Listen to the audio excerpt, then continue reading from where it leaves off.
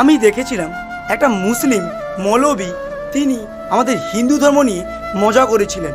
তিনি বলেছিলেন আমাদের 2-3টা বিয়ে করি বলে তোমরা বলো খারাপ বলো, তোমাদের কৃষ্ণই যে 16,108টা বিয়ে করেছে, তার যতগুলো স্ত্রী, তাকে নিয়ে ফষ্টি নষ্টি করে, সেটা অনেক ভালো। খুঁজে দেখি তো আমি তথ্যটা পেলাম, তাই তোমাদের সঙ্গে ভাবলাম শেয়ার করি। একটা অসুর ছিল নরকাসুর, যিনি 16,108টি নারীকে তিনি নিজের বন্দি করে নেন।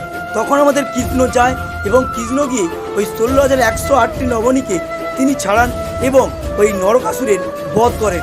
তখন যখন কৃষ্ণ ওই এতগুলি রানীকে বলল তোমরা নিজের বাড়ি চলে যাও, তখন বললো আমরা বাড়ি যাব না, সমাজ আমাদের উল্টো পাল্টা কথা বলবে, সমাজ আমাদেরকে মেনে নেবে না। তাই জন্যই কৃষ্ণ বলেছিল আমি তোমাদের যাতে সমাজ কিছু খারাপ কথা না বলতে পারে, তার জন্য তোমাদেরকে বিয়ে করতে পারি, কিন্তু আমি কোনোদিন কাউকে স্পর্শ করব না। সেই জন্যই তিনি 16,108টি নারীকে বিয়ে করেছিলেন।